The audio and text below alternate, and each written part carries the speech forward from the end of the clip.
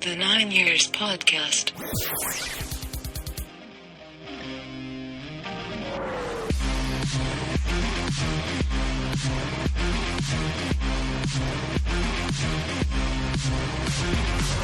All right, everybody, Nick Draper and Stuart Deakins here with episode 56 of the 9 Years Podcast. Welcome to all of you out there in listener land, be it on iTunes, YouTube or 9yrspodcast.org. Stu, how are you this week? Fan-dabby-dozy. I am too, although it is very hot. Very, very hot. Hotter than a cat on a hot tin roof, whatever that means. How have you coped with the extraordinary temperatures we've been having this week, Stu? Yeah, it's a weird one. We were saying before, you're expecting in September it's starting to get a bit colder, nights are getting a bit shorter in terms of darker and stuff, but yeah, this heat wave has just come out of nowhere. I do find it funny, to be fair, because one of my colleagues at work took a late deal to get some sun, went across to Turkey to get some late sun, and she should have stayed here because she had a week off and she could have enjoyed the sun over here. So I will chuckle when she returns back to work next week. Yeah, but does anyone really enjoy the heat over here? I'm just thinking for my good self, and you as well actually, on the public transport, the tube lines and the buses and just basically walking for more than 30 seconds becomes such a hardship. So uncomfortable. It's too humid to really do anything of any value, except for a podcast. Yeah, and the problem is I don't go into town as such in London. I know you go sort of close into it, but I have to use Southern every day. And that's all right, because then you don't have any trains at all, do you? Exactly. So this weather, you're just hoping that something will turn up. And when it does turn up, it's packed and it's baking. But they did have the air conditioning on this week, so I'm surprised at that because I've been cutting down everything else. So I thought I'd be cutting down that as well. You'll pay for it next week. They'll cancel about 50,000 trains just to pay for the air conditioning. No doubt. Top 7 list this week? Yes, I have. I have done a top 7, and it's very topical with the weather, I feel. It's going to be something like ice creams. Yes. I'm so predictable. Go on then. Okay, so my top 7 Lollies ice creams, because no one just has ice creams, do they, really? So in no particular order, however, I will point out my favourites. So no particular order, so not number 7, a Twister. A Rowntree's Fruit Pastel Lolly, lovely. A Magnum. A Feast, a Mars Bar ice cream, Calippo, and who can forget a 99 ice cream? It's a solid list. Yes. I've done exactly the same as you, actually. I've gone for a topical top 7 list, with the weather being as it is. Great minds think alike. So I've gone for my top 7 prime numbers. As you do. Which are 229, 983, 67, 503, 2, 281, and logically 7. Forgive me for my logic, and it's been about 20 years since I was at school. And just remind me, prime numbers again, Nick, are? Numbers that can only be divisible by the number 1 and itself. See, I knew I'd forgot something that I left at school. I will take that back into work next week, I will. It's not the best definition. I think you have to be exactly... I mean, you could divide 2 by 0.5, for instance, but whole numbers that can only be divided by other whole numbers and give you an answer that is a whole number. Cool. Well, I'm intrigued by your list, and that's quite good. Enough teaching for one day. John Green here. Thanks for listening to today's show, and don't forget to be awesome. Sheffield United became the 3rd team this season to take maximum points from Fortress Kings Meadow. We'll be discussing that game on this week's show. Amongst many varied topics, Mark Davis of the Dons Trust Board will be coming on later to talk about the upcoming Dons Trust election and what's involved in being a Dons Trust Board member if you are interested in standing for election. Of course, we'll have our other regular features such as the Loan Watch and Poleon Go, an update from the Ladies Team as well, and a look ahead to the Charlton game on Saturday. But let's look at that Sheffield United game. 2-1 down at half-time. We went on to lose 3-2. Some might say, Stu, that the scoreline was perhaps not reflective of the balance of play. Yeah, I think we were very honest, weren't we, at the time, that we were fortunate, really, to only be at one stage 3-1 down, beginning the second half. Going in 2-1 at a break, and you're just thinking, okay, we can probably try and get a goal before half-time, sort of helped us in a way. And you're thinking if any team's going to come out, hopefully, take the initiative, it'll be us. But no, Sheffield United did a perfect number on us, and it was a little bit frustrating. I think everyone in the ground could see that Sheffield United probably were going to go and get the third goal and to try and do some subs as quick as possible, but we just couldn't get the subs on quick enough, and ended up being 3-1 down before we made any real changes. But the score flattered us. There's no doubt about that. We were never a goal. We were never only a goal away from them. They could have walked out 5-6-2 winners easily. Now, before we go into detail about what went wrong for us on Saturday, let's get the positives out of the way. Let's start on a positive first. Dean Parrott got his start at long last, alongside Jake Reeves in the centre of midfield. Probably our two outstanding players on the day. Yeah, they were. Yeah, they were full of energy, as you'd expect. You know, Jake Reeves can run for years, and I imagine Dean Parrott can probably run just as much. It's difficult sometimes, wondering whether it just passed them by a little bit, or whether we. I've said to you, and I probably will go on to this a little bit later, but the 4-4-2, I worry, doesn't benefit us enough in both ways going forward, and actually defensively. I think we're a little bit too light in there if we play Dean and Jake, and probably need a sit-in a midfielder like a Danny Bullman and probably play a 4-3-3. That would be my preference, because we were a little bit vulnerable to the counter-attack and so forth. Do you think that's it? Do you think it's just having only the two of them that was the problem defensively? You don't think they were doing anything wrong themselves defensively? It was just that there was just the two of them, and they actually probably just needed another body. Yeah, I didn't see much of it. You know, if you look at a lot of Sheffield United's fault, you know, a lot of Sheffield United's good play was from our breakdowns in possession, and probably lack of. When we got it into Dean and when we got it into Jake, we could probably go from there, and they would be involved and then get it out to our wide players. But you have to say that Billy Sharp and Don up front harassed our centre halves and fullbacks all game, and very, very much allowed us to get any real sort of like easy balls into any players. You know, a lot of our clearances were rushed because they were closing us down, which then really meant our ball retention was really bad. So yeah, probably you could probably say defensively they're not as switched on, but I wouldn't say a lot of stuff broke down through them. It was really through Sheffield United's hard work, really. Ourselves, we actually scored two good goals. Dean Parrott was instrumental, obviously, in the second goal, chipping in the free kick for Tom Elliott to finish a really nice set piece. We worked. First goal was interesting. We got Andy Bartram out wide with Jonathan Meads in support. But we were talking on Saturday, it seems to be a feature of our play that we'd never really got our wide players involved with the full-backs as well. Barry Fuller and Jonathan Meads not really ever getting in front or ahead of their wingers on that side. And it was a rare occasion that we actually got a goal from it. Is it something that I know you've already mentioned about three-man midfield, is it something we look to just scrap now? Or do we say, actually, when we've got ourselves in positions, we've proven we can hurt teams?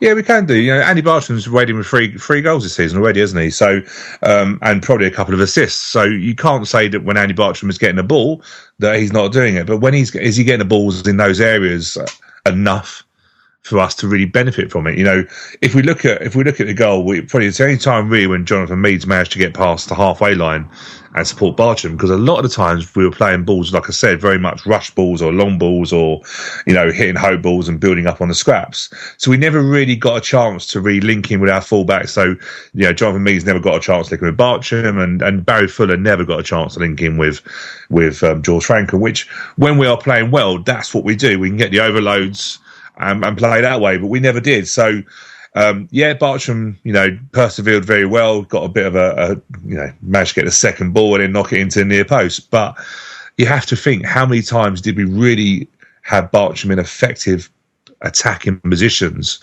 And I just don't think he's strong enough working the other way either. There was a sense, even though after we got back to 3-2, that we weren't going to equalise. It was a very strange atmosphere. Although we got back to within one goal of Sheffield United, we didn't really have another attempt on target, and the whole atmosphere around the ground suggested we just didn't think it was going to happen. There was no belief either in the team or in the stands that an equaliser was on the cards. Do you think that was fair?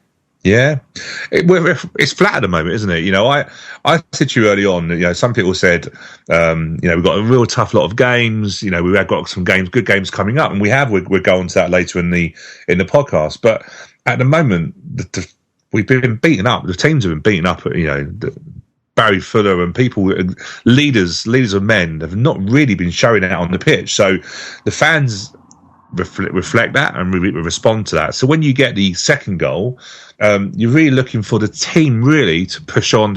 But never really felt. It always felt like we were more worried about what Sheffield United were going to do. They had bombarded us and sliced us open really, really easily. So I think in a way we got the second goal, but the team never really, the likes of Lyle Taylor and that, never really, never chased any balls down, never got the crowd going to believe the equaliser would come. And yeah, it didn't, because I just didn't think we got any. Sheffield United killed the game. They managed the game. We're noticing teams doing that very well. Scunthorpe did that very well. Walsall did that on the opening game of the season. Sheffield United took an eternity to get anything going, and the referee was just like, take your time, lads. We'll see out in 90 minutes here. So no, we never really looked like getting the equaliser, and didn't deserve it really. But I'd have taken a point any day long. We couldn't cope with their front three, could we? Or well, at least certainly Matty Dunn, Billy Sharp couldn't cope with the pace, could we? They're the best two. They're the best two we faced. By a mile, they are. Purely because, like I was saying earlier, the work they do off the ball is immense. Never every time we got a ball, Darius gets a ball and spray it, he's got a bloke on him. Anytime Barry Fuller got a ball to the wide right, chasing over, so harassing, making sure that Barry Fuller didn't have an easy ball on, or if he did have an easy ball on, he never saw it because he was harassed so much. They worked tirelessly off the ball and on the ball. Their diagonal runs, I know sometimes it looked like we didn't pick up the runners, but they never made any straight runs. You look at all the goals and look at all the action, the diagonal run across the defender, very much what we said Lyle Taylor did for the playoff final winner at Wembley against Plymouth. You run across your man. Them two did it all day long, and we just couldn't. Unfortunately, we don't have the pace in Darius and Robbo to really deal with it, and they tore us apart. We're going to come on to this a little bit later, actually, as part of our loan watch, but I might just bring it up now instead. Will Nightingale. Rumours are that he's going to be going out on loan, but really, and let's not sugarcoat this, Paul Robinson's not had a good start to the season. We're getting exposed to the pace. Why is Will not getting in that team? Well, I think Neil Ardley said, I've listened to a couple of interviews on the Dons player, and I think it's just he wants Will to go out and get games. Now, it's funny because you could say, well, he get games at League One level. Probably could do, Yeah, Robbo's not had the best of times. I think now we're starting to realise that it's not really all about individuals at the moment. I know we've had, Ryan Clark's show, and to be fair, Ryan got into our man of the match. That's how much he influenced the game, because he was just like it was a last line of defence and had no choice a lot of times. But alternatively, we could say that we had no other candidates as well. No, but I think it was right. I think it was right that Ryan Clark went in there. He made some crucial saves, and I think at 2-1, I think it was Doan or Sharp went round him, but he made it awkward for him. Covered his line well. We've been critical that he's been stuck to his line. Well, he wasn't stuck to his line on Saturday, so he's starting to develop. But we are, mate. I think it's more now about combinations. Darius and Robbo don't look comfortable any time there's pace against them. And in this league, I've not seen a partnership that doesn't have a pacey player. Sheffield United had two. So that was our... And they also had creativity in behind. Let's not forget, Duffy, who scored the first goal, led us a merry dance, didn't he, really, in that sort of side of it.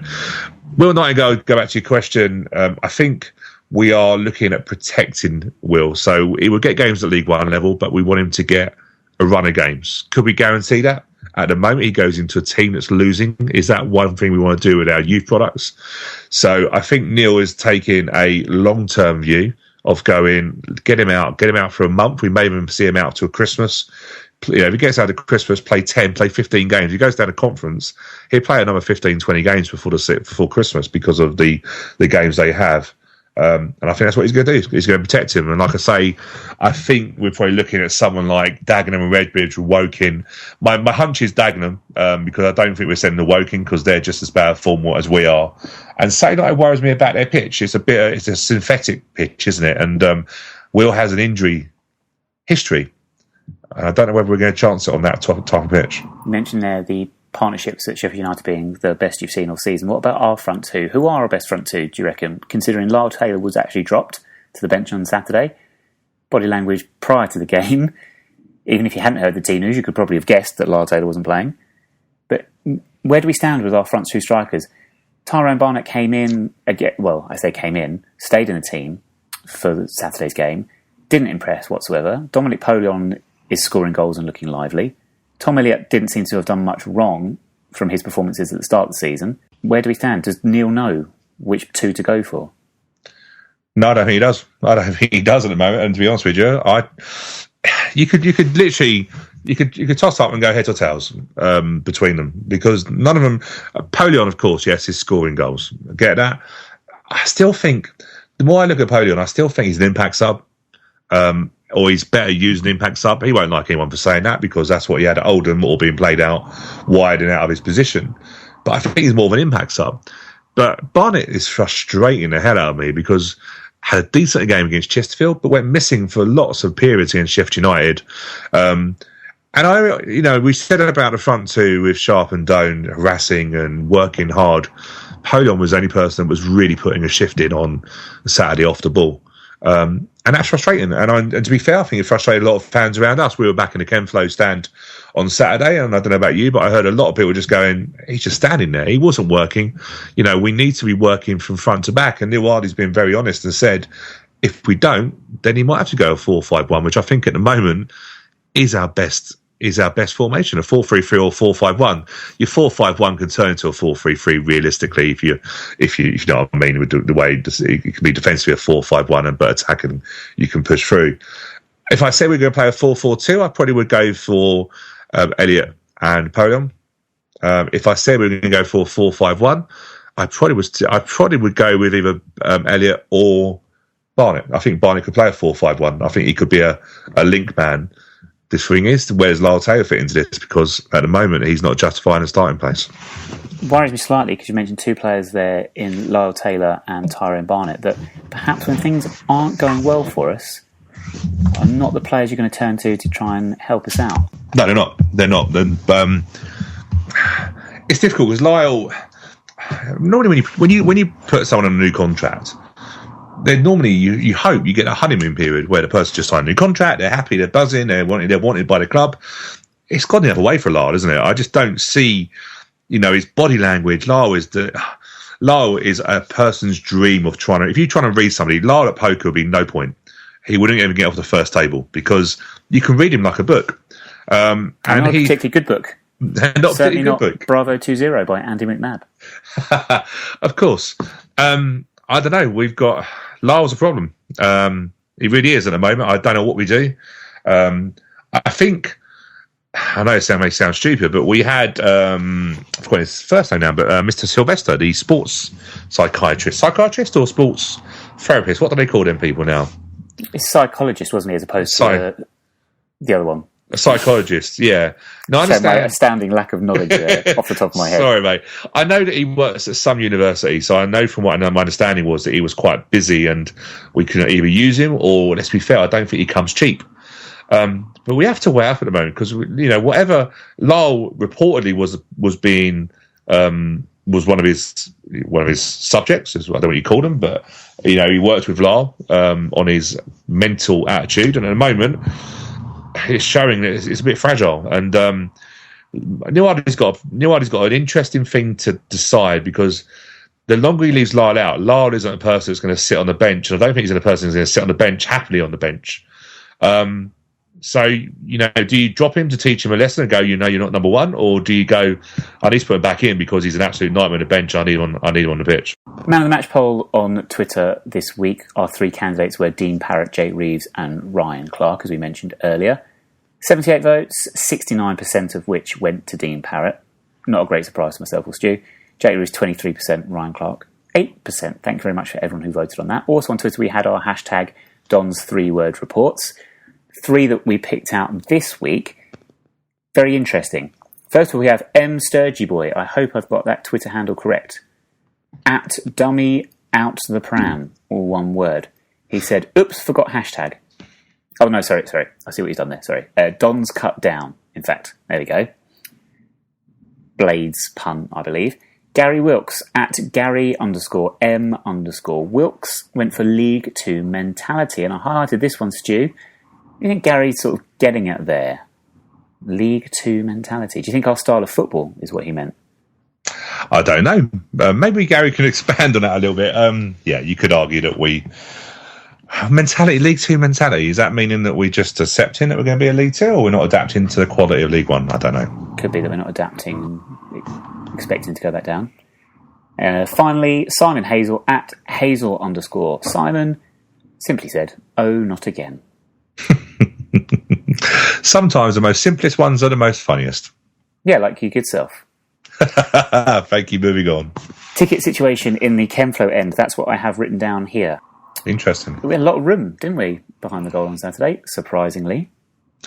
Yeah. It was full, but it was not rammed. We had space to breathe.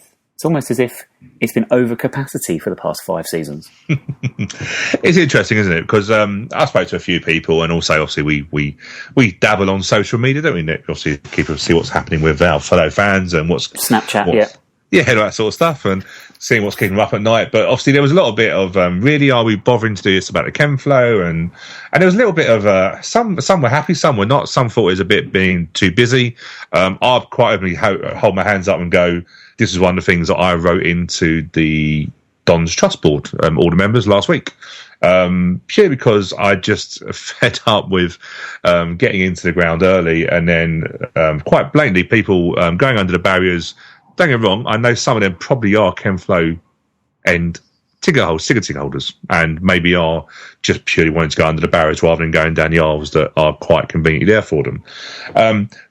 But it gets to a stage where it's getting really, really packed, and we've got some kids in there, and there's when people score goals, let's be fair, we're not going to score many goals this year the way it's going, so there's not going to be many surges. But if there was a surge after a goal, there is a problem where we could have some injuries and stuff like that, because it's so packed.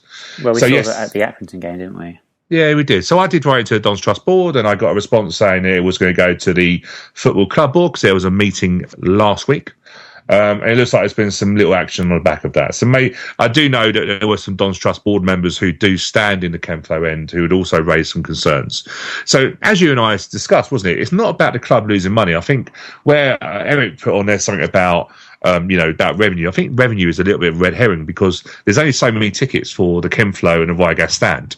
So eventually people will find a stand. It might be a case that some people in the Chemflow are RyGas season ticket holders, and people in the RyGas, because they can't get into the Chemflow, are in there. But there's no effect on money. It's just simply, if you pay for a Chemflow season ticket holder, which is a premium ticket, you should have the right to be able to stand in there. That's my view. How did Dan Gallagher get on this week at Kingstonian? He had an interesting week, as he desperately tries to find his notes. Who, Dan Gallagher's notes? No, my notes. Oh, dear. Interestingly, and then you said this, didn't you, the other day, that he hadn't been playing too great. Well, he was dropped for the game away to Leicester, which was a full draw. So he started on the bench. He come on after 84 minutes. And I think that was just to shore up. It was a 4-4 game against Leicester, which was quite impressive, because I think they were, if I remember properly, I think they were top. They are still top. So it's quite a good result for them. Interestingly, I thought I'd chuck this one in for you. Alan Innes obviously plays for Kingstonians. Yes. I was going to say, guess who he was replaced for? He was subbed for on Saturday, but that's a little bit unfair. But basically, if you remember, our under-18s captain from last year was released, unfortunately, Jason Stripp, and found a home at Kingstonians this year. And he replaced Alan Innes after 84 minutes. Wow. How strange is that? One of our youth products replacing one of our undoubtedly heroes from yesteryear. Yeah, Jason Stripp, he kept his place. They played Merstham on Tuesday night. It's called the Alan Turvey Trophy, which is the Ishmael League Cup. It's been named Alan Turvey Trophy. Yep, that's what it's called this year. But it basically is the old, for all intents and purposes, the old Isthmian League Cup, which Kingstonians were holders of from last year, and were promptly dumped out in the first round by Merstham. It was 2 after. Even that in itself, to be fair, is a bit of another, similar to Alan Innes and Jason Stripp being in the same team. When you see Merstham playing against these sort of more established non-league teams, it's a little bit, even though they're at Ryman Premier level. They're the same league now, aren't they? But you're right. Obviously, we played them at Combined Counties level with the famous cheese rolls and all those sort of rolls. But yeah, so Till, it was at Kingstonians. Till went to penalties. Penalties were in front of the Chemflow stand. I doubt if it was full. Jason Stripp took one of the penalties. He took the second penalty and converted. However, they lost 5-4 penalties, and basically the holders are out in the first round. Not good news for Kingstonian and Dan Gallagher and Alan Innes and Jason Stripp and everyone else. Good news this weekend, though, for the ladies' team, or this past weekend, I should say. Great 2-0 victory somewhere up about 70 miles away The ladies' team press, I shall say, their social media, made no mention of the opposition. They just merely focused on our good selves. 2 goals from Emma Keedy. Yes, it was, and it's interesting actually because I read a match report from them, which couldn't say any more times AFC Wimbledon and then something Dons. It couldn't mention that enough times in the report I read. It's a shame they didn't mention the 2-0 more in the report. It was quite funny though because I messaged Kelly Jade Whelan, as we obviously a friend of the show now. I messaged her in the week and I just said, "Well done." Sorry, can I just interrupt? Friend of the show and known hater of Watford. I think she was lulled into hating Watford. I think she embraced that very, very quickly. I think she had no choice. However, friend of the show, I messaged her to say well done and from other words that I will not repeat. And I just basically asked, how was it? And the funny thing, the first thing she said to me was, great, it was really comfortable and not as physical as I thought it would be. And then I read their report and the first words were, a really physical game. So I'm thinking that Kelly J. Willie, for that, it was just a standard physical game. She's quite, as we said, she's quite it makes it like a Mark Hughes sort of character. That's how I would, in that mould of I'm going to base it. And as she said, I'm going to mark the defender rather than them marking us. Yes, there's no doubt that the ladies would have known what the fixture meant, and they've come away and kept their unbeaten run going. So they're unbeaten now in the league. Obviously, 2 games. They're through to the next round of the cup. They've got a good run of games actually coming up. They're second in the league, behind Luton Ladies. Wow, it's going to be the We Hate Watford derby. It's going to be interesting. Luton are only top because they play 3 games. They've got 2 wins and a draw, so they've got 7 points. We're behind them. It's obviously early days in the league, so we've gone up in the league, so we're not really too sure how the other teams are. But we have 3 games now on the bounce at home. So as we said before, it's free for getting. Go along. And this Sunday coming up, they are home to Norwich City Ladies. They then have a Thursday night game. So on the same day as a podcast next week, against Denham United Ladies. And then they're back at home a week Sunday to Stevenage Ladies. So 3 games on the spin. We enjoyed it, Nick, didn't we, down there? Very much enjoyed that whole day, actually. Last week's podcast, obviously, we spoke to Kelly Jade and Jess Trimnell. And we stayed and watched their cup game over Plymouth in the afternoon. It was a really enjoyable interview, really enjoyable game of football as well. And it didn't cost us a single penny. So if you can get down, if you've got a Sunday free, head down there. Head down to Sutton United. Great entertainment, great value. I loved it. And to be fair, I took my fiancée down there. And I went like, first of all, she went, I've never seen a ladies' game before. And I went, well, I have many years ago. Many years ago, to be fair. And I said, what we got? It's free. So you're not spending any money. And she loved it. And she actually, she's got a niece who loves football, comes down to watch AFC Wimbledon as much as she can. But she's going to go and basically it's free of charge. Invite them down, watch some football. They don't mess around, do they, Nick? They get themselves involved and they get some. One thing I loved about it was that when they make a challenge, you don't hear a screech, you don't hear anything, you don't see them rolling around. They just get up and chase the ball. Right, stadium news this week. On Monday, more calls to arms from Eric Samuelson to get writing to the Secretary of State because for some reason I think Wandsworth Borough Council have somehow got the Secretary of State to again look at our plans for Plough Lane.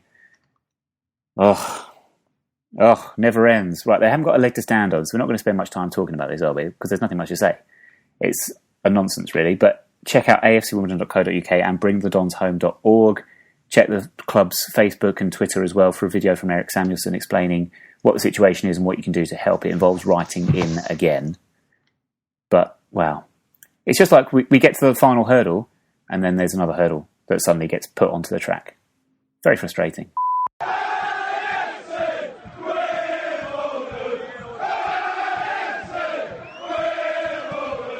Four spots on the Dons Trust board will be up for election or re-election this season. We've been joined by Mark Davis, who is a current serving Dons Trust board member, who was elected around about this time last season. Mark's here to talk to us about what's involved in the role as a board member for anyone that's listening that might be interested to put their name forward for election. Mark, you've been back on the board you were re-elected last year, weren't you, for another term of 2 years? You're a year into that, but how many years were you on the board previously? So I've done one stint on the board previously, so this is my third year as an elected board member. And what Stu and I have asked, what we've asked you onto the podcast for really is to try and give any prospective candidates, people that are maybe umming and ahhing about putting themselves forward for election, would like to do a tour of duty on the board, to give them some sort of insight into not only what's involved should they get onto the board, but also what's involved in the election process. If we start with your responsibilities as a Don's Trust board member, what are sort of key areas come under your remit? So, as a board member, all board members have a responsibility to trust members to serve the trust, and a large part of what we spend our time as a board doing as part of that is overseeing AFC Wimbledon, quizzing the chief executive about the running of the club. At a strategic level, or trying to keep at a strategic level rather than tumbling too much into the operational weeds. But that, and then the particular focus on a new stadium, is what takes up a lot of our time. But there are other things involved besides just overseeing AFC Wimbledon. So there is the running of the trust itself that we oversee. That doesn't take up a huge amount of our time collectively as a board, but individual members spend quite a lot of time on that. So, for instance, the Web Jam project, that's a Don's Trust initiative. That's taken up a phenomenal amount of time for Jane and David, and I'm probably doing one or two others a disservice in forgetting who else is involved in that. And so, for instance, we have the treasury management of the trust is something Sean does, and that takes up a lot of his time. So individual board members spend a lot of time on trust business. And then the third thing, I suppose, which is coming increasingly to the fore, is how we participate in matters of wider football governance. So things like the whole game solution, the EFL trophy, and all the kinds of things like that are an area where we're beginning to spend a bit more of our attention.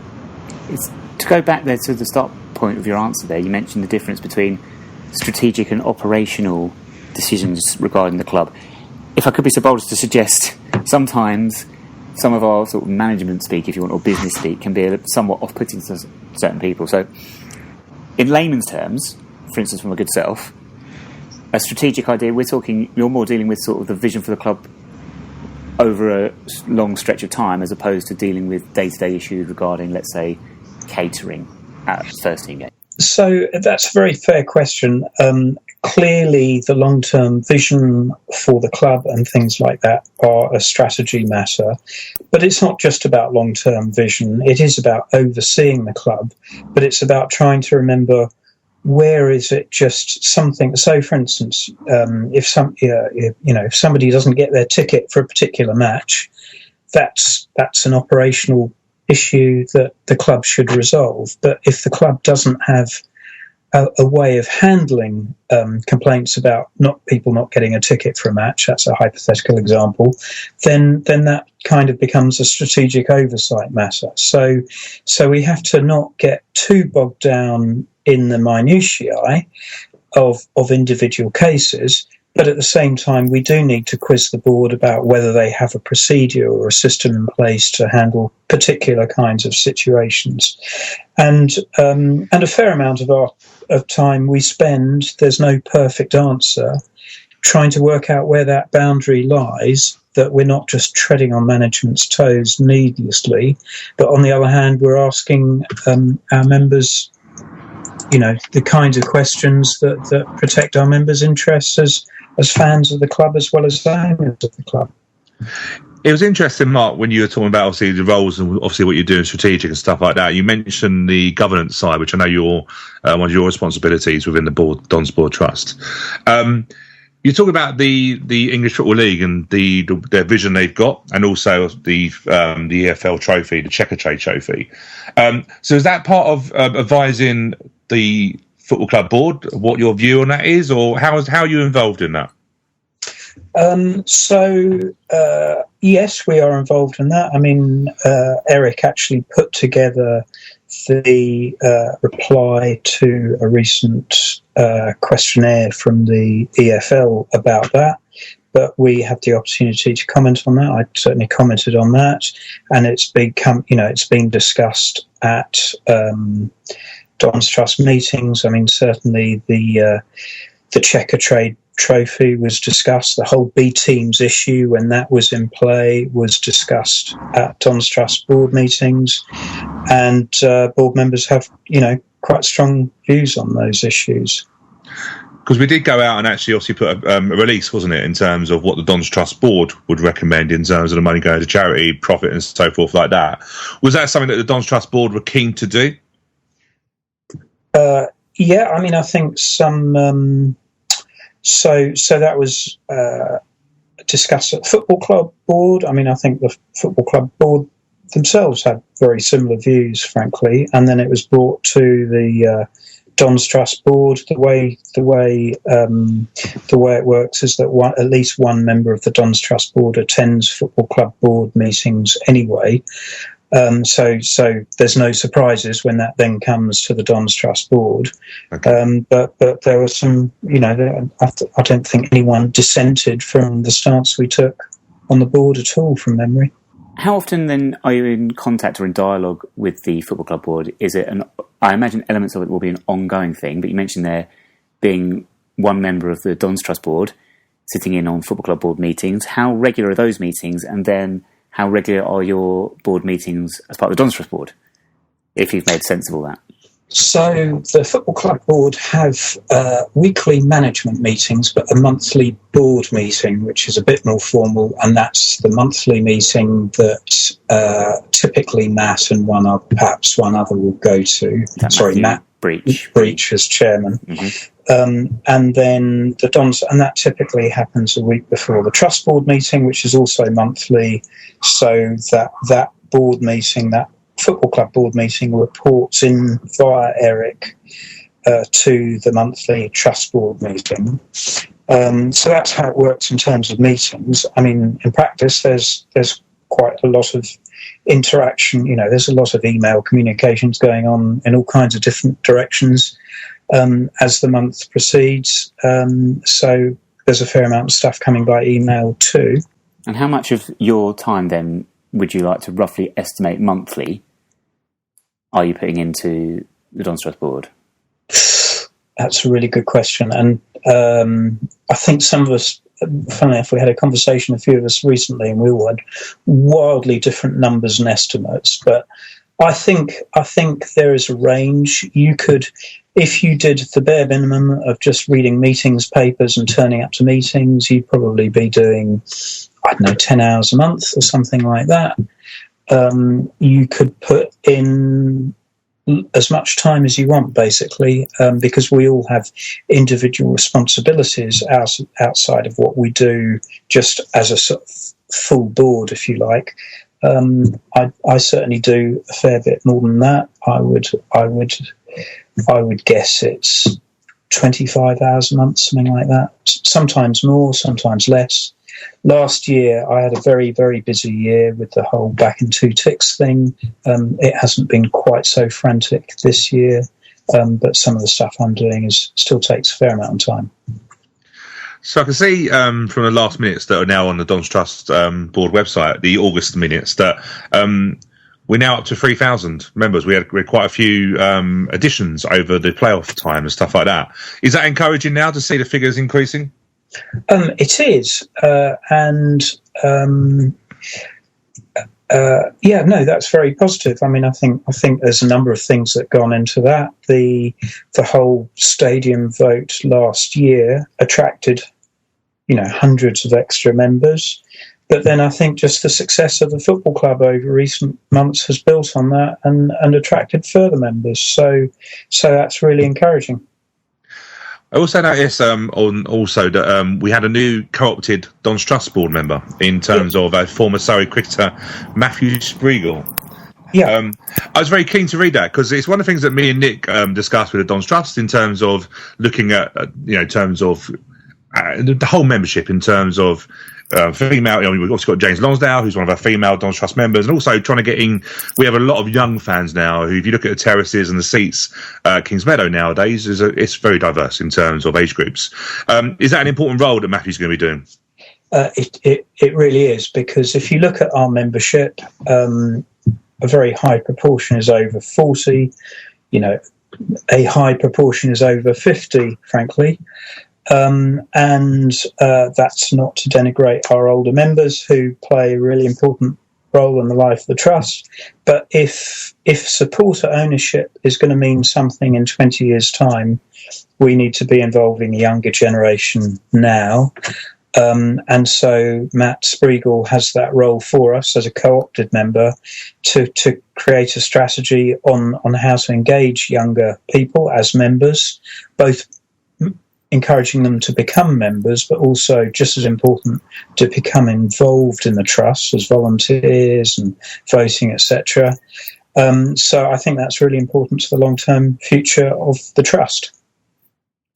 Well, we're looking at elections in this period, so we've got some key dates coming up. If becoming a member of the Don's Trust board is something that interests you, perhaps you are a younger fan, perhaps you are a female fan that thinks we could have some different viewpoints on the board itself. As I say, 4 places up for election. Nominations, if you'd like to take part, I believe nominations will be open to do so at the start of October, and then nominations will close around about the middle of October. At the moment, we believe that's to be the 15th of October. Just double check Don's Trust website to confirm that date. But we're going to work on those lines, and then voting will begin in November and over a period of a few weeks in November. Mark, what would you say to anyone that's listening to... What have you got from the experience of being on the board for the number of years you have now? How or what would you say would be the most appealing part of being on the board to any prospective candidates? So I think you get a lot out of it. It's not just about putting hours in thanklessly. It's actually, you get a lot out. So you get to develop new skills. You get to learn how to function on a board. If you haven't functioned on a board before, you get to learn to think about how an organisation works overall. You get to find out quite a lot of insights about a football club that we all support, and that's quite a rewarding part of it too, being on the inside, if you like, and it's just satisfying to be part of the progress and story and success of making a really great club even greater. So you get a huge amount out of it. So I'd encourage people to stand. It doesn't matter whether you haven't been on a board before or not. If you've got something to offer, your mind, your ideas, your energy and your integrity, then step forward. We don't want everyone to think in exactly the same way. It would be not a good thing if we were all accountants or whatever. We need 1 or 2 accountants. We need, people who think in terms of governance, but we need people who think in other terms too. So diversity is good, all kinds of diversity. So think about whether you'd like to do that. Think about, if you don't know enough about what that means, then grab a Don's Trust board member. You can come to the kiosk on match days. You can email us. You can even come and observe a board meeting if you want. I mean, we're not, we have to keep that to within reason, but if somebody emailed us and wanted to come to a board meeting, I'm sure we could do something about that. People rarely take us up on that. And talk to a Don's Trust board member and think about what the kind of things you might have to say if you were to put a manifesto together in October. And of course, if you were to put your name forward, you're more than likely going to be interviewed by the 9 Years podcast. What a treat. Yeah. Can't sell it any more than that, can we? Yeah, so what was those horrible questions you asked last year? What was it? Hampton and Richmond or Bromley or something like that? And I was I was stuttering for about 5 minutes before I answered that one. Well, it's funny you should mention that, Mark, because as you are a guest on our show, we do have 3 either-or questions, if you wouldn't mind answering for us. You ready for these? Go on. Okay, well, if you had to get rid of one day of the week forever, would you get rid of Wednesday or Thursday? Oh, Wednesday. Fair enough. Why Wednesday? I'd get rid of Thursday, I think. Because Thursday's nearly Friday. I agree with you, Mark. I would exactly. I'll take Wednesday out as well. Yeah, but then if you got rid of Wednesday, then okay, all right. You're thinking too. I know. Okay. If you had to live with one of the following for the rest of your life, which one would you choose? Would you have a single feather sticking out of your forehead, or would you just have furry wrists? Furry wrists. Yeah, I think it's easier to disguise, isn't it? I shouldn't go near fur, I suppose, but... No, I've got allergy, I have that problem. Finally, if you had to have one pet, would you have a hawk-sized giraffe or a giraffe-sized hawk? I quite like the idea of a hawk-sized giraffe. Perfect. Thank you very much, Mark. Thank you for joining us. That's my pleasure. As we say, nominations then, start of October, keep an eye on the Dons Trust website. It's www.thedonstrust.org. Keep an eye on those for all the dates if you'd like to apply. Whilst you're also there, Mark, new initiative that Jane Lonsdale's been working very, very hard on is the Dons Trust Web Jam project, which is up and running. I think most, if not all, members now have got access to that. So that's donstrustwebjam.org, I believe. And it's an opportunity where members can speak to the board members. Dons Trust board members are readily available. It's almost like a social media, Facebook-type website to get in contact. I think it's started on a very strong footing and people are making use of that already, so check it out if you have not already. If you're a Dons Trust board member, or just a Dons Trust member even. No conversation, just demonstration is what you do. Give us a clue. Be acrobatic or just dramatic, whichever's you. Give us a clue. If you're specific, you'll be terrific. We're watching you. Give us a clue. Give us a clue. Give us a clue. You ever watch Give Us a Clue, Stu? I do remember it. I remember the theme tune. I remember, Lionel Blair used to enjoy it way too much, didn't he? Do you know what I mean? And stuff like that. Is it a play? Is it a book? I don't know what it is. But no, I do remember some of the, it was quite a cosy, it was a set, wasn't it? It was like a set, but it looked very cosy, if you know what I mean. Like a typical 80s, it must be 80s TV programme. Yeah, 1988, which was, let me do my quick maths, 4 years before I was born? Well, that particular episode anyway. Of course. Poleon Go, and bear in mind the year 1988, because I imagine if you go to this place today, it will be exactly as it was back in 1988. Dominic Poleon has a long way to travel this week. He could not be bothered with the road trip. It's just too far, so he's on the train, okay? First clue, it's too far to go. It's a long, long way away. Could be anything. And it's still the same as it was in 1988. I'm going to go for the longest trip possible, Carlisle United.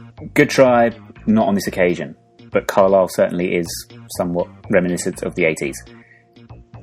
Dom's second clue, his observation is that the main stand, of which he is not sitting, but he can see it, looks very, very old. And in fact, a little bit of research, he tells him part of the main stand was first structured or made or built or whatever the word is in 1901, which makes it possibly the oldest remaining Football League stand. 1901. 1901. Let's say it again. 1901. It's over a century ago. I haven't. Too far to go. Up north, Sunderland's moved, Newcastle's moved, that stand's no longer there. But Preston's no longer has their stand. Neither's Bradford. I ain't got a clue, mate. Well, you might get it from this final clue, okay? He's sat himself, Dominic has, in the away end. And he's earned a fair bit of cash from picking up all the money and all the coins that have been thrown at him from the home fans. Although, this might give it away, he's not going to carp on about it. Oh, dear. Well, I only got it from the third clue, but that's Grimsby Town, isn't it? It is indeed. Grimsby Town, Blundell Park, or it's probably got some ridiculous name from a company that sponsors it now, but I think I know it as Blundell Park. Yeah, so that stand, I'm trying to think now, so their main stand, so if you're on the home end, that's the one to the left, isn't it? Yes. That's their main stand. Really, 1901? Bloody hell. Apparently so. To be fair, the town still looks like a throwback to 1901, probably, anyway, so. They're doing well this year, though, to be fair. Let's not talk about how they did last week. Oh, what have I done? Why have I mentioned Grimsby after their result last week? That's a bit stupid, wasn't it? That was stupid.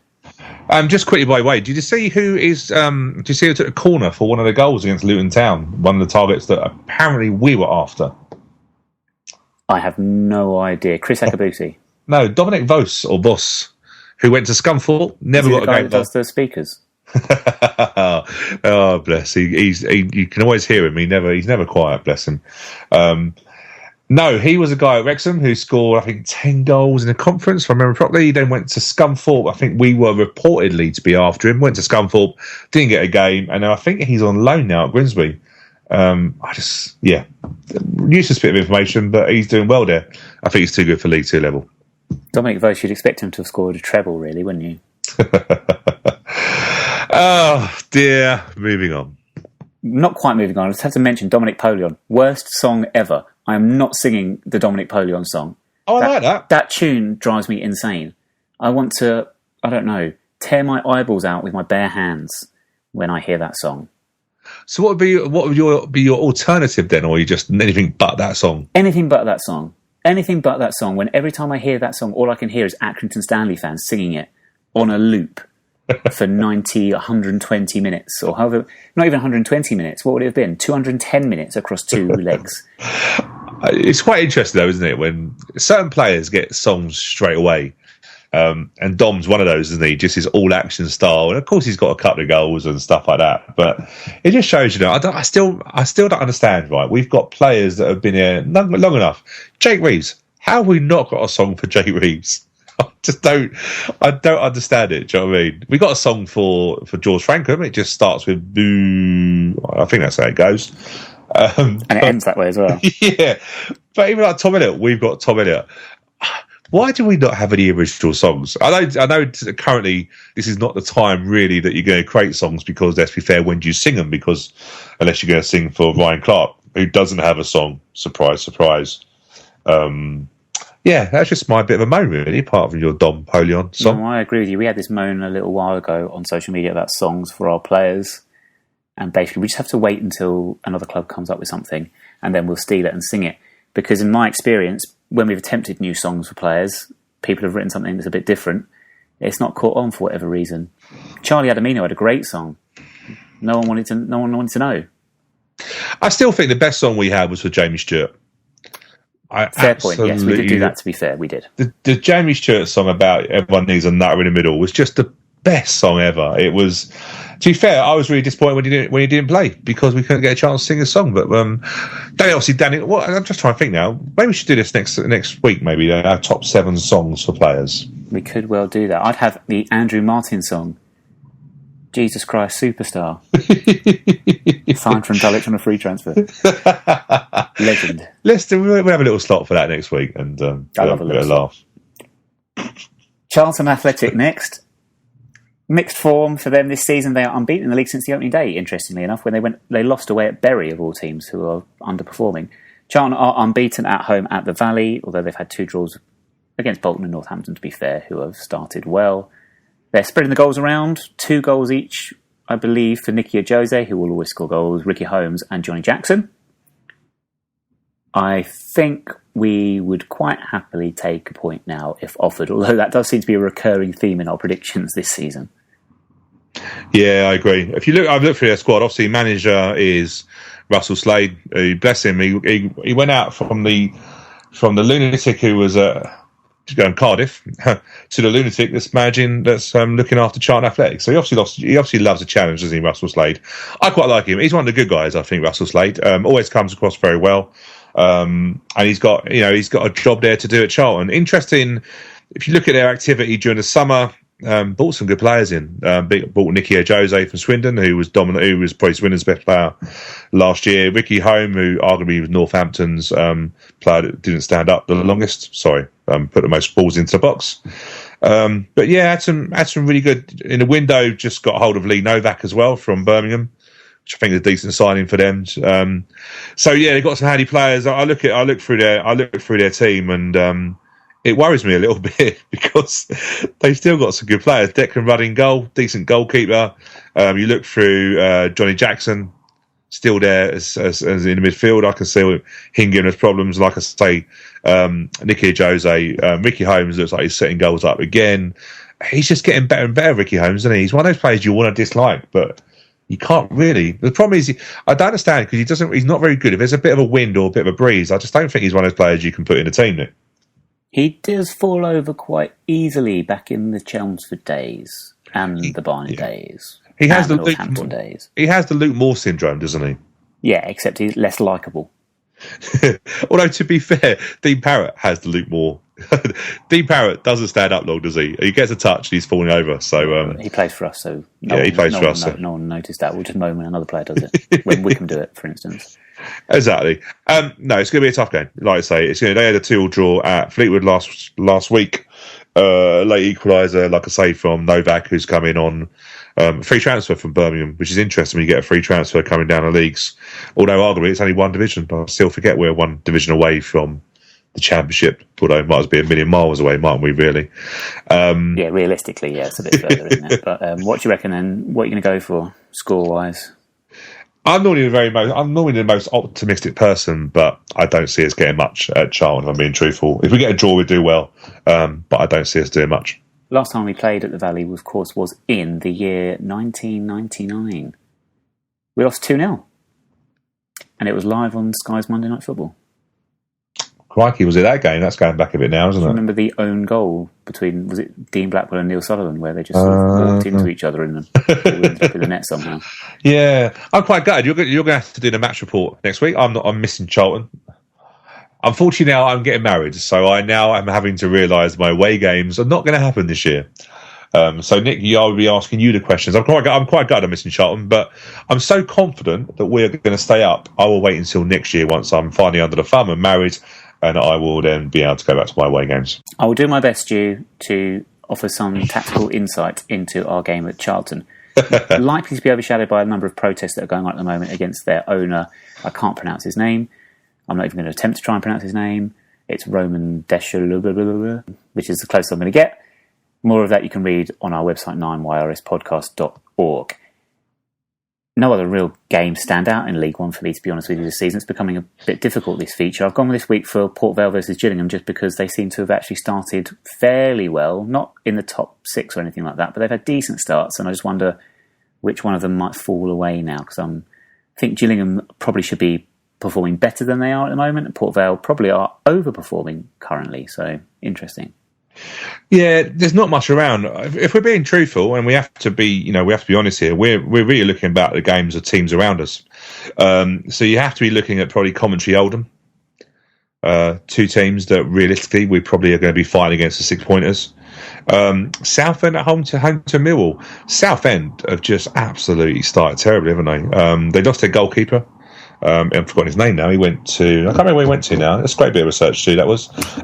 They lost their goalkeeper. I don't know who he is or where he went. No, or whether they actually lost him at all. I forgot their goalkeeper. See, we could be like most other podcasts and just blag this and basically stop it and re-record it, but we're not. I can't remember the goalkeeper, and I can't remember where he went. Knows the Southend United goalkeeper's name, so just make up the name. I think he went to Brentford. Anyway, they lost their goalkeeper. So let's just say David Clarkson or Michael Jackson has gone to Brentford. They lost their goalkeeper, and it really has hit them hard. So Southend at the moment are struggling below us. So you've got to look at teams around us. And like I say, if you look at I'm being truthful, I'm looking past Charlton. If we get a draw there, then happy days. But I'm really looking past that now, looking at our games against Shrewsbury and Coventry. And this season, it's going to be our 6-pointers. I think we already know we're going to be in a relegation dogfight, and it's our 6-pointers that are going to see us safe this year.